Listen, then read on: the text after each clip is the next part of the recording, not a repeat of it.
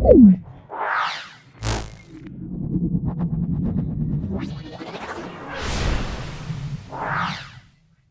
मुस्तफ़ा करीम का भी अंदाज देखें, ये बुखारी है, ये मुस्लिम है।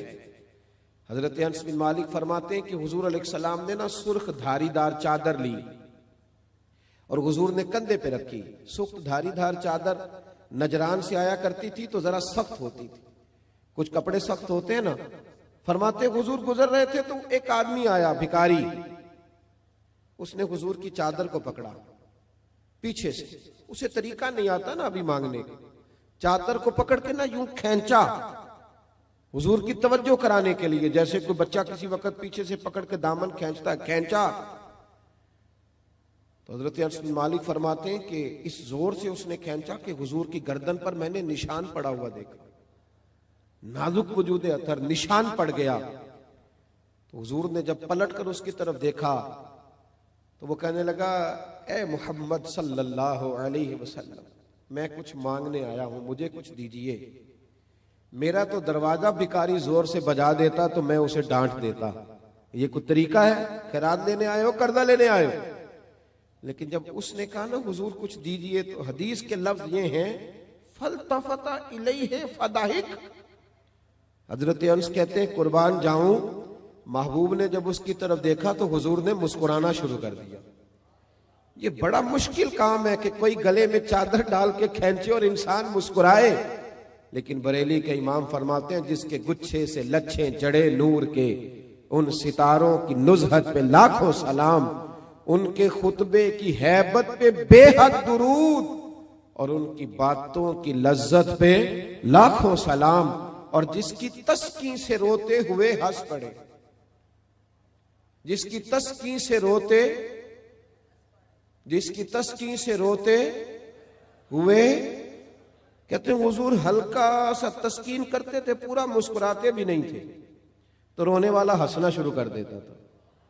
अब यहां एक सवाल पैदा होता था कि वो तस्कीन तो फिर हुजूर कभी कभी करते होंगे ना, यानी वो मौज तो कभी कभी आती होगी। तो आला हजरत ने अगले मिसले में उसका जवाब दे दिया, फरमाने लगे ऐसा नहीं था कि फिर लोगों को इंतजार करना पड़ता था कि हुजूर मुस्कुराएंगे तो रोते हुए हंसेंगे।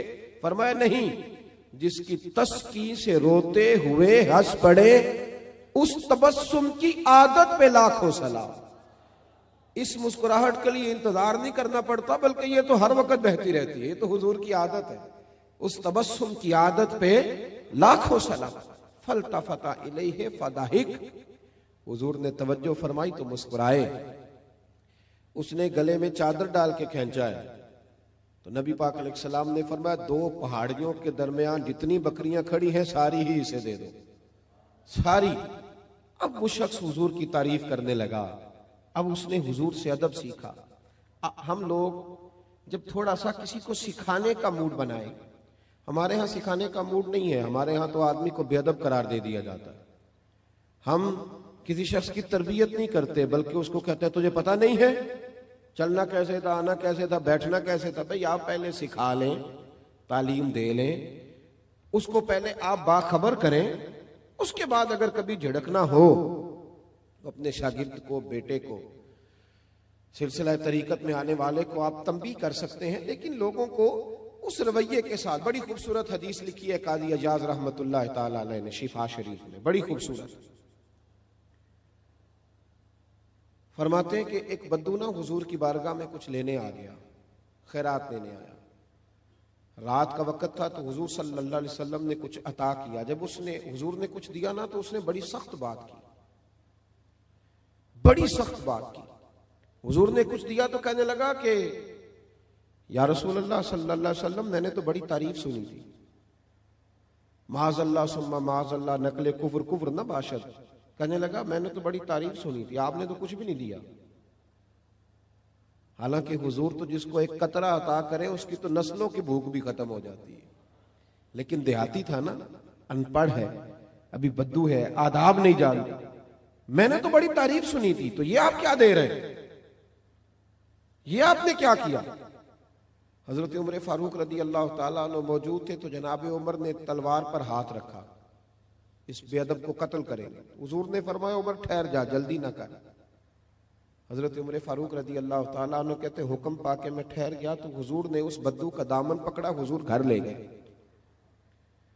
घर ले जाके हुजूर ने उसे कुछ और दिया।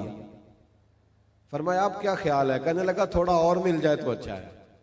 हुजूर ने थोड़ा और दिया, फिर और दिया, फिर और दिया। अब तंगी ये दामा पे ना जा, और भी कुछ मांग।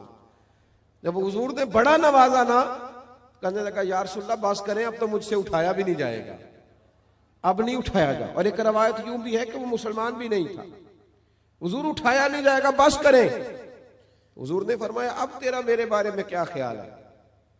तो अर्ज करने लगा या रसूल अल्लाह मैंने तेज आंधी, इतनी तूफान इतना तेज चलता नहीं देखा जितनी आपकी सखावत तेज चलते हुए देखी है। हुजूर ने फरमाया मस्जिद में तुमने मेरे सहाबा के सामने जो कहा ना, उससे उनके दिल टूट गए। ये लफ्ज अगर तुम मस्जिद में जाके बयान करोगे ना तो उनके दिल जुड़ जाएंगे। अब इस फिक्रे को समझिएगा, जब उसने कहा कि हुजूर ने कम दिया तो दिल टूटे, दिल टूटे, यानी महबूब उम्मत को यह दर्श दे रहे हैं कि जब तुमने कहा ना नहीं देते तो उम्मत का दिल टूटता है, और जब तुम कहते हो ना हुजूर बड़ा देते हैं तो दिलों में खुशी दाखिल होती है। कौन देता है देने को मुंह चाहिए, देने वाला है सच्चा हमारा। नबी करीम सल्लल्लाहु ताला अलैहि वसल्लम उसे मस्जिद में लाए। खास गौर फरमाइए, मस्जिद में ला करके हुजूर अलैहिस्सलाम ने फरमाया वही बात करो, अब कहो क्या कहते हो। तो उन्होंने सहाबा के मजमे में कहा कि लोगों, मैंने आंधी और तूफान को इतना तेज चलते नहीं देखा जितना हुजूर की सखावत को तेज चलते देखा है। सहाबा खुश हो गए। अब यहां हुजूर ने एक मिसाल बयान की जो बड़ी ही मीठी है और मेरे और आपके लिए बड़ी तसल्ली का बाइस है। महबूब अलैहिस्सलाम फरमाने लगे उमर, अगर तुम इसे उसी अकीदे पे कत्ल कर देते जो इसने पहले बात की थी तो ये दोज़ख में जाता, और जो अब जुमले बोल रहा है अगर इस बात पर दुनिया से जाएगा तो अल्लाह इसे जन्नत अता करेगा। हुजूर ने एक मिसाल दी। महबूब फरमाने लगे मेरी और तुम्हारी मिसाल उस आदमी की तरह है जिसकी ऊंटनी भाग गई थी, उसकी नाक से नकेल निकल गई थी, बहुत सारे लोग उसको पकड़ने के लिए दौड़े, कोई उसे नेजा मारता था, कोई डंडा मारता था, कोई छड़ी मारता था। ऊंटनी को जैसे जैसे लोग पकड़ने के लिए भागते थे वो बिदकती थी, आगे जाती थी, हत्ता कि वो लहू लुहान हो गई, थक गई, परेशान हो गई। महबूब फरमाने लगे फिर अचानक उसका अपना मालिक आ गया, उस ऊंटनी का अपना मालिक आया और लोगों से कहने लगा पीछे हटो, ये तुमने मेरी ऊंटनी का क्या हाल किया। उसने थोड़ा सा चारा जमीन से उठाया और जैसे ही ऊंटनी को दिखाया वो दौड़ती हुई आई, दौड़ती हुई मालिक के पास आई। उस शख्स ने उसकी पुश्त पर हाथ फेरा बगैर किसी की मदद के। खास गौर करें बात पर, खास तवज्जो करें, बगैर किसी की मदद के ऊंटनी की नाक में नकेल डाली और फिर लोगों से कहने लगा तुमने बड़ा जुल्म किया, मेरी ऊंटनी को तंग किया, ऊंटनी मेरी है तो संभालने का तरीका भी मुझे ही आता है। गोया हुजूर फरमाने लगे उम्मत भी मेरी है, ये उम्मत मेरी है तो संभालने का तरीका भी मुझे ही आता है। रब्बे हबली उम्मती कहते हुए पैदा हुए तो हक ने फरमाया कि बख्शा अस्सलातु वस्सलाम। ये तरीका सीखे उम्मत को संभालने का, ये हुजूर ने हमें तरीका दिया, उम्मत को संभालने का तरीका सीखे। क्या क्या बहुत गर्जदार आवाज के साथ लोगों को संभाला जाएगा? क्या किसी शख्स को मुतकब्बिर कह के फिर उसे छोड़ दिया जाएगा कि वो तकब्बुर में बढ़ जाए? किसी शख्स को दुनियादार कह के उसे छोड़ दिया जाएगा कि जो मर्जी करता रहे? किसी शख्स को बहुत ज्यादा गुनाहों में उलझा हुआ देखकर छोड़ दिया जाएगा? नहीं, हिकमत के साथ उसका इलाज किया। देखे ना हुजूर की बारगाह में आके एक शख्स ने कहा था या रसूल अल्लाह सल्लल्लाहु ताला अलैहि वसल्लम, हुजूर मैं कलमा पढ़ना चाहता हूँ। इमाम राजी इस हदीस को लाए, मैं हुजूर कलमा पढ़ना चाहता हूँ लेकिन मेरी कुछ बुरी आदत है जो मुझसे छूटती नहीं। तो हुजूर ने फरमाया कौन कौन सी? कौन? हम लोगों ने तो लोगों को काट दिया है, काट दिया लोगों को। ओहो ये नशा करता है, रिश्तेदार हो के भी हमारा कोई ताल्लुक नहीं, इसे उठाओ किसी हॉस्पिटल में ले जाओ ताकि बेचारा दोबारा से दुनिया में आ जाए। किसी से गलती हो जाती है तो लोग उसे काट डालते हैं, बल्कि इस तरह करते हैं कि मुआशरे से काट दिया जाता है। जब आप प्यार करेंगे, इन लोगों को वापस लाएं, ये फिर से सोसाइटी का हिस्सा बनेंगे। इमाम राजी कहते हैं कि उस शख्स ने आके अर्ज किया, रसूल अल्लाह सल्लल्लाहु अलैहि वसल्लम, मेरे अंदर कुछ बुरी आदत है जो मैं छोड़ नहीं सकता, तो उनके होते हुए मैं कैसे कलमा पढ़ूं? हुजूर ने फरमाया, बयान करो। अर्ज करने लगे, या रसूल अल्लाह सल्लल्लाहु अलैहि वसल्लम, मैं माज़ अल्लाह ताला नाजायज फेल का, औरतों से नाजायज ताल्लुक रखने का भी आदी। हुजूर मैं चोरी भी कर लेता हूँ, माज़ अल्लाह शराब भी पी लेता हूँ, और चौथी बात यह की कि हुजूर झूठ बोलने का बड़ा आदी हूँ। हुजूर इन गुनाहों की मौजूद बड़ी कोशिश की है पर यह जान छूटती नहीं, इनकी मौजूदगी में कैसे कलमा पढ़ूं? मेरे मुस्तफा करीम मुस्कुराए। हुजूर ने फरमाया, एक छोड़ दोगे? कोई नहीं तवज्जो की आपने मेरी बात में। क्या फरमाया? बोलिएगा। वैसे मेरा मशवरा है, जो ज्यादा गुनाहों में घिरे हुए हैं, एक छोड़ के देखें। एक बीमारी का इलाज हो जाए तो दूसरी का भी हो ही जाता है। हम सब बीमारियों के साथ जीना चाहते हैं, एक छोड़ के तो देखना भाई। एक एक करके छूट जाया करती, एक छोड़ दे। उसने कहा, हुजूर हुक्म करे, मैं सरदार हूं कबीले का। फरमाया, तुमने झूठ नहीं बोलना आज के बाद, ये पहले छोड़ दे, मैं तुम्हें कलमा पढ़ाता हूं। कहा, हुजूर वादा हो गया, झूठ नहीं बोलूंगा। वो कहते हैं, झूठ छोड़ने के वादे पर मैंने महबूब अलैहिस्सलाम ने मुझे दवा दे दी। मैंने कलमा पढ़ा, माज़ अल्लाह ताला पहले दिन जब मैं गया तो मुझे एक चीज गिरी पड़ी नजर आई, चोरी भी ना करनी पड़ी, लेकिन किसी की थी। जब मैं हाथ डालने लगा, मेरे दिल में ख्याल आया, अगर किसी ने पूछ लिया कि भाई मेरी वो चीज तो नहीं देखी, तो झूठ तो मैं बोल नहीं सकता, तो सच बोलूंगा तो चोर बना देंगे लोग।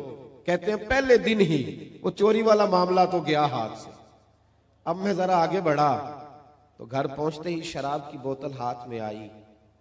फरमाते हैं, दिल में ख्याल आया कि शराब पी के बाहर निकलूंगा, किसी सहाबी ने, जिनका मैं पीर भाई हो गया हूं, अगर मुझसे शराब की बदबू सूंघ के पूछा कि तुमने शराब पी है, शराब पी है, तो झूठ तो बोल नहीं सकता, तो सच बोलूंगा तो क्या सोचेंगे कि हुजूर का गुलाम होके ये काम करता है। फरमाते, रात हुई तो एक खातून के पास गया, माज़अल्लाह सुम्मा माज़अल्लाह, मुंह काला करने को।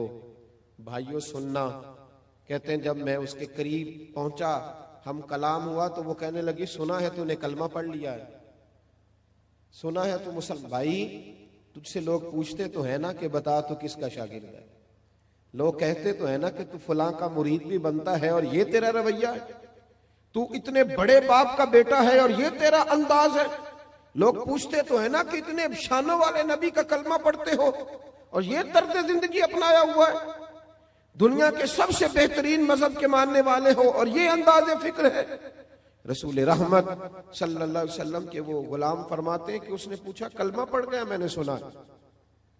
फरमाते, दिल में ख्याल आया कि झूठ बोल नहीं सकता और सच बोलूंगा तो क्या हाल होगा। फरमाते, वहां से भी वापिस आ गया। एक ही दिन गुजरा था, एक ही गुनाह हुजूर ने छड़वाया था और मेरे सारे छूट गए। फरमाते हैं, अगले दिन मैं मस्जिद नबवी में हाजिर हुआ तो सब लोग बातें पूछ रहे थे, मैं दूर बैठ के महबूब के बस चेहरे की जियारत करता जा रहा था, मैं बस चेहरा ही देखता जा रहा था, मैं देखता ही जा रहा था, मैं देखता ही जा रहा था, और मेरा दिल नहीं भर रहा था। हजरत सिद्दीक अकबर कहने लगे, क्या देख रहे हो? तो मैंने कहा, इस हिकमतों वाले रसूल को देख रहा हूं। बात